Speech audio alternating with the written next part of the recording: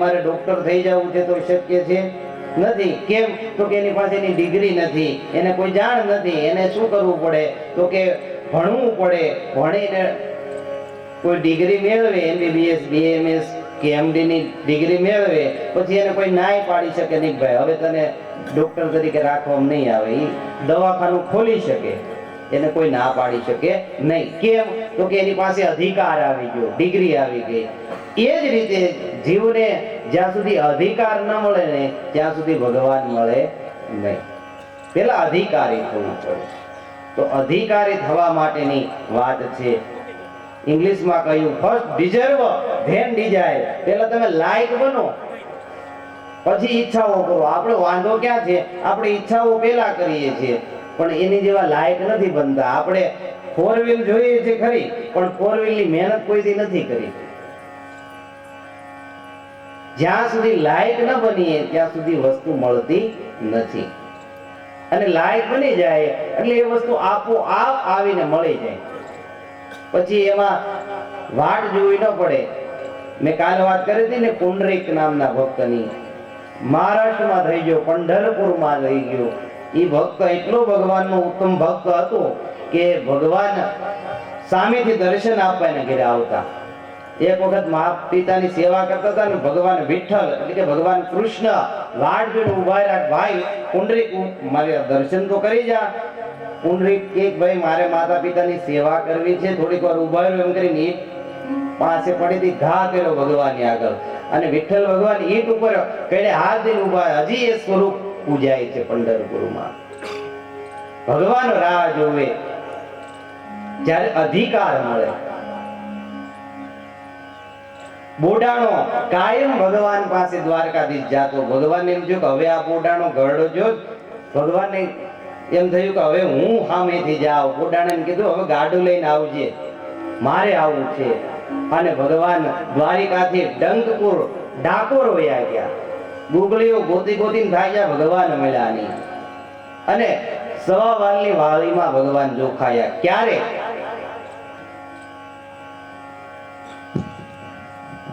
જ્યારે અધિકાર મળી જાય એટલે ભગવાન આપોઆપ મળે. તો આવો હવે અધિકારની વાત કરીએ. સૌપ્રથમ શ્રોતા અને વક્તાની વાત કરીએ. શ્રોતા અને વક્તા ભાગવતમાં 3 છે. એક છે સુખદેવજી કથા કહે છે અને પરીક્ષિત રાજા કથા સાંભળે છે. આ ઉત્તમ શ્રોતા અને વક્તા છે. સુખદેવજી છે ને દક્ષિણા આરુથી ભાગવત કથા કરવા નહોતા બેઠા મારી જેમ.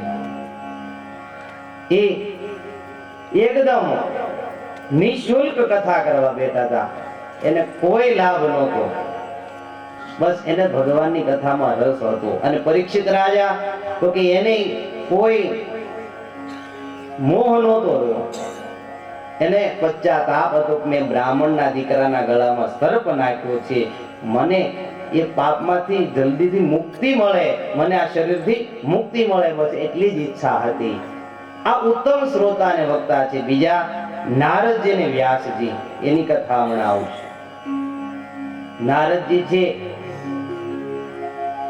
એ મધ્યમ કથાકાર કયા. કેમ? તો કે એને વ્યાસજીને કથા કહી, પણ વ્યાસજી છે ને એ ઉત્તમ શ્રોતા નહોતા, એને મુક્તિ નહોતી મેળવી. એને મનનો તાપ સમાવવો હતો. અને ત્રીજા સાધારણ જે છે સૂત અને શૌનકાદિક ઋષિઓ. કેમ? તો કે શૌનકાદિક ઋષિઓ કથા સાંભળવા નહોતા બેઠા. હકીકત તો શું કરતા હતા? યજ્ઞ કરતા હતા. મેં કાલે વાત કરી ને 88,000 ઋષિઓ યજ્ઞ કરતા હતા.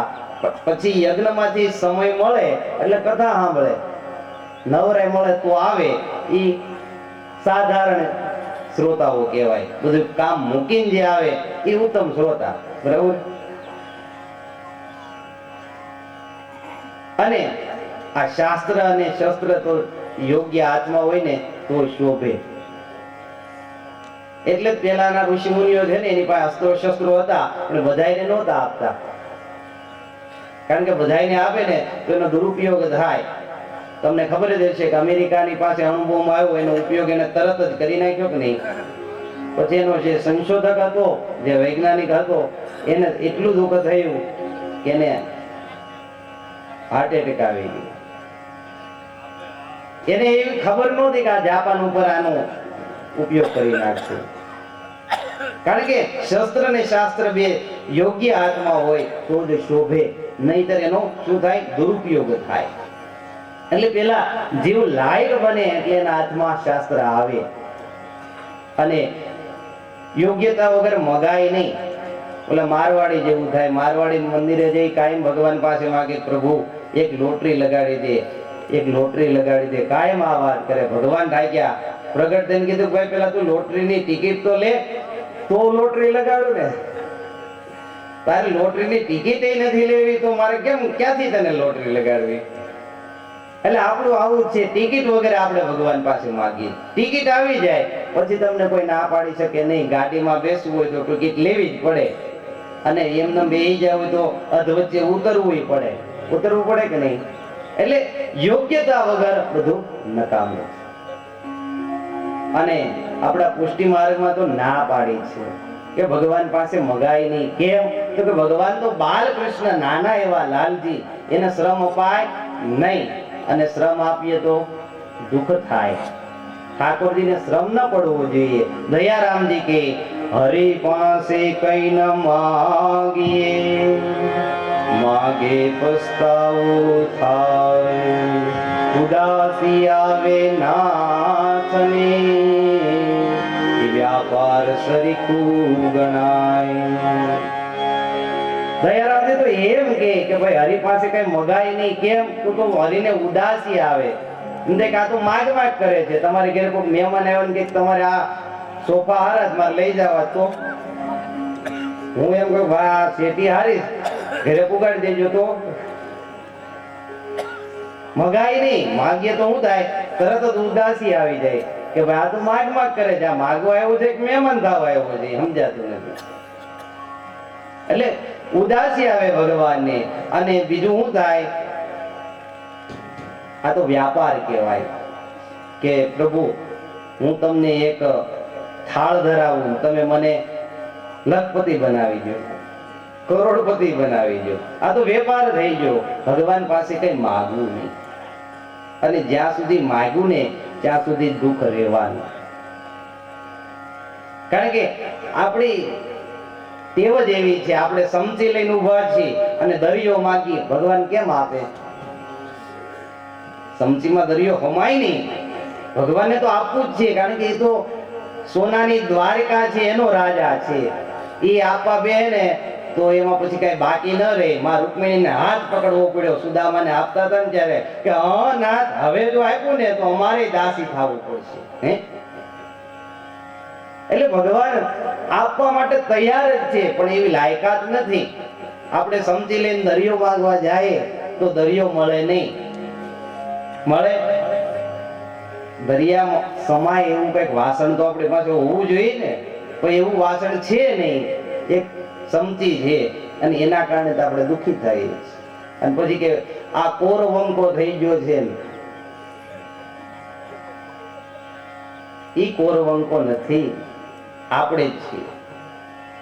કારણ કે ભગવાન તો સદાય કૃપા વરસાવે. તમે જીબી વાળા પાસેથી એકવાર લાઈટ નું કનેક્શન લેજો. મહિને 2 મહિને બિલ આવવા લાગે છે કે નહીં? આવે કે નહીં? ભરવું પડે ને બિલ. અને નો ભરી કાપી જાય. કેટલા વર્ષોથી સૂર્ય આપ્યો છે આપણને, એનો પ્રકાશ આપ્યો છે, એનું બિલ કોઈ દી આવ્યું? વરસાદ વરસાવે છે ભગવાન, એનું બિલ કોઈ દી એને મગાવ્યું કે ભાઈ આ મેં કોણ તમારા ગામમાં વરસાદ વરસાવ્યો લાવવાનું બિલ થયું છે, ગામ વાળા ભેગા થઈને આપી દો? કોઈ દી કીધું ભગવાને? ભગવાન તો સદાય આપે છે. કારણ કે ભગવાન સોનાની દ્વારિકાનો રાજા છે. અને આપણે છે ને યોગ્યતા છે જ નહીં, એટલે આપણે માગવું નહીં. ભગવાનને ખબર છે કોને કેટલું આપવું, ક્યારે આપવું, ક્યાં આપવું, કેમ આપવું. આપણે માગીએ કે પ્રભુ મને એક મારે સાયકલ છે, એક મોટરસાયકલ એમ ભગવાન પાસે માગીને તો ભગવાન હશે કે અરે રે આને તો માગી માગીને મોટરસાયકલ માગી, મારે તો આને હેલિકોપ્ટર આપવું હતું. પણ આને 2 વ્હીલ માંગ્યા તો 2 જ આપવું. કોક વળી હોય તો કે 4 વીલ આપો. એક રાજા એના એક મિત્ર રાજાને ત્યાં જતા હતા. એટલે રાજાએ તો જામા એવા પહેર્યા હોય, કપડા એવા પહેર્યા હોય. હવે રસ્તામાં બન્યું એવું કે એનું જે કોટ હતો એનું બટન તૂટી ગયું રાજાના કોટનું. એટલે રાજાને ત્યાં જાય ને કોટનું બટન તૂટી ગયું તો ખરાબ લાગે. અને પાછો મિત્ર રાજા હતો એની ઘરે જાય તો એ ક્યાંક જાહેરમાં સભામાં કે આ બટન ક્યાં તૂટ્યું, કોઈ કાટલો પકડ્યો તો એમ કે.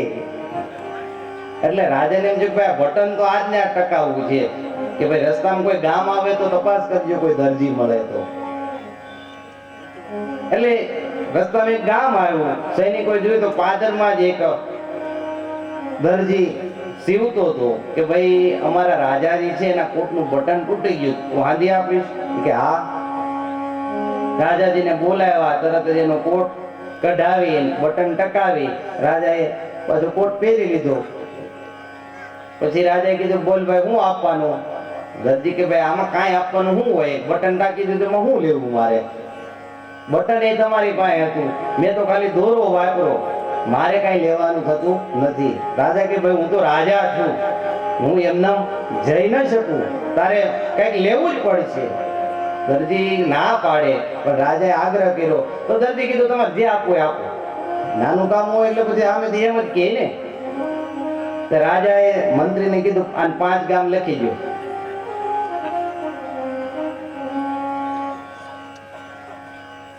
જો એ બટન ને એને 5 રૂપિયા માંગ્યા હોત તો, પણ એને માંગ્યું નહીં.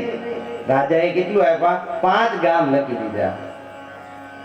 એટલે આ જીવનો વાંધો જે છે વારે વારે માગે છે. અને આ ટેવ આપણે નાનપણથી પાડી દીધી. નાનો છોકરો હોય તો એને લઈ જાય મંદિરે કે પગે લાગ કે ડાયો ડાયો કરજો, મોટો મોટો કરજો. એ ડાયો ડાયો થાય જો કાયમ મંદિરે જાય, કાયમ ભગવાનનું નામ લે, કાયમ માતા પિતાની સેવા કરશે, કાયમ ગુરુની સેવા કરશે. તો ડાયો થાય, માગવાની જરૂર નથી. કારણ કે માગ્યા વગર જ એ બધું મળી જાય છે. એટલે માગવાની ટેવ જ આપણી ખોટી. માગે ભિખારી કહેવાય. મફતનું માગવા કરતા મજા છે મૌન રહેવામાં.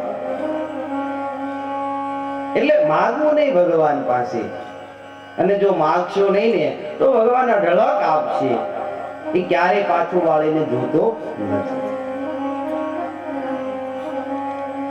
તો આવો હવે ભાગવતનું મંગલાચરણ કરીએ. મંગળ એટલે શુભ, એનું આચરણ, એનું સ્મરણ કરવું એ મંગલાચરણ. મંગલ કોણ છે? મંગલમ ભગવાન કૃષ્ણ, મંગલમ શ્રી વ્રજપ્રિય, મંગલમ રાધિકાનાથ, મંગલાય તનો હરિ. ભાગવતમાં 3 વખત મંગલાચરણ કરેલું છે. 1 વાર નહીં, 2 વાર નહીં, 3 વખત મંગલાચરણ છે. કારણ કે આપણા જીવનના 3 પગથિયા છે: બાળપણ, યુવાની અને વૃદ્ધાવસ્થા. આપણે ભક્તિ કરીએ છીએ ક્યારે? કે જ્યારે ઘરડા થઈ જાય ત્યારે. કે પછી બીજું કઈ કરવાનું હોય નહીં. ઘરે ખકડાય હોય કે જાઓ મંદિરે જાઓ, પછી ત્યાં જઈને શું કરવું? માળા જ ફેરવી પડે ને. પણ એ પછી ફરે નહીં. તેઓ ક્યારથી પાડવી પડે? બાળપણથી. બાળપણથી જો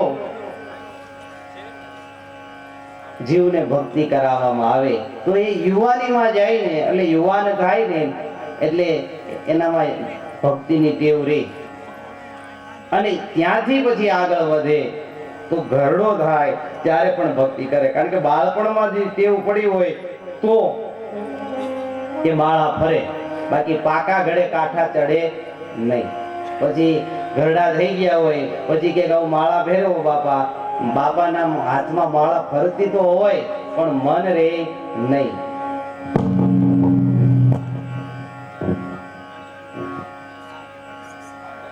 એટલે સતત ભગવાનનું સ્મરણ કરાવવું ક્યારથી પડે? બાળપણથી. એટલા માટે ભાગવતમાં 3 મંગલાચરણ, 3 અવસ્થામાં ભગવાનનું નામ લેવું એ વાત છે. પણ હું તો ત્યાંથી આગળ વધીને કહું કે આપણા દિવસમાં 3 સમયે ભગવાનને યાદ કરવા જોઈએ. ક્યારે? એક તો સવારમાં ઉઠતાની સાથે જ હથેળીના દર્શન કરી પથારીમાં ભગવાનને યાદ કરવા જોઈએ. કરાગ્રે વસતે લક્ષ્મી, કર મૂલે સરસ્વતી, કર મધ્યે તુ ગોવિંદમ, પ્રભાતે કર દર્શનમ. હે પ્રભુ, તે મને ઉઠાડ્યો, આજે મને એક સારો દિવસ પ્રાપ્ત થાય.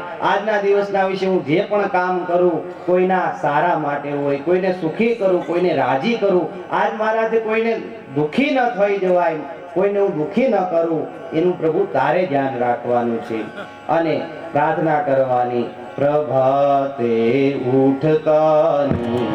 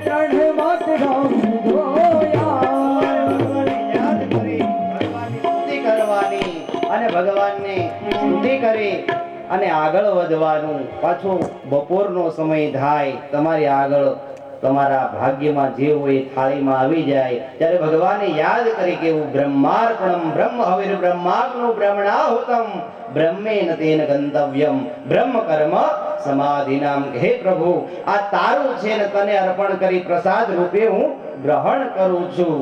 ભોજન માનજો પ્રભુ પ્રસાદ, માનજો પ્રભુ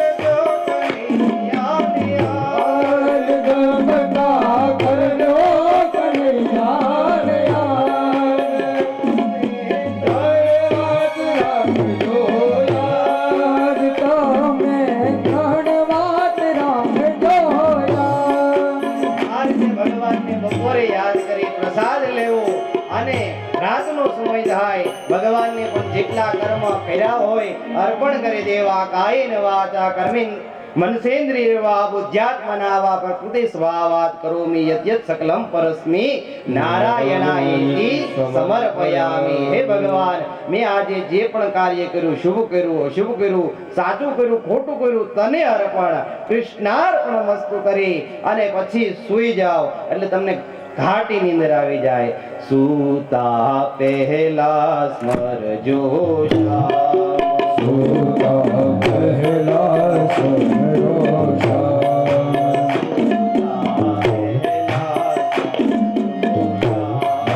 સૂતા પહેલા સ્મરજો શ્યામ.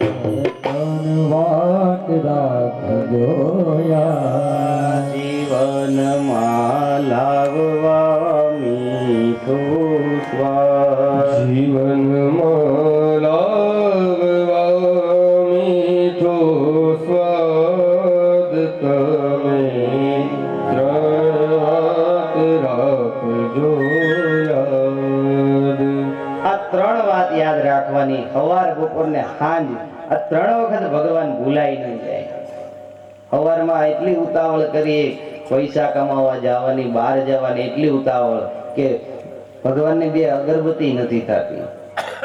ઘરવાળીને કે તું પૂજા કરી લેજે, મારું ઉતાવળ છે. થોડા વહેલા ઉઠો, પણ સવારમાં ભગવાનનું નામ લ્યો. ભલે 5 મિનિટ, 10 મિનિટ, 15 મિનિટ ભગવાન માટે ફાળવો. બપોરે પણ તમે જે પણ રસોઈ બનાવી હોય, ભલે ને રોટલી શાક હોય, રોટલો અને વઘારેલી છાશ હોય તો ભલે ને ભગવાનને અર્પણ કરો, ભગવાનને ધરાવો અને એ પ્રસાદ ગ્રહણ કરો. મેં હમણાં જ વાત કરી ને કે સત્યનારાયણનો પ્રસાદ ખાવ તો આનંદ આવે, મીઠો લાગે. એનો એ રવો તમે ઘરે બનાવો તો તમને નથી ભાવતો, કારણ કે પ્રસાદ અને રસોઈમાં ફેર છે. જ્યારે પ્રસાદ થઈ જાય એનો સ્વાદ અલગ હોય.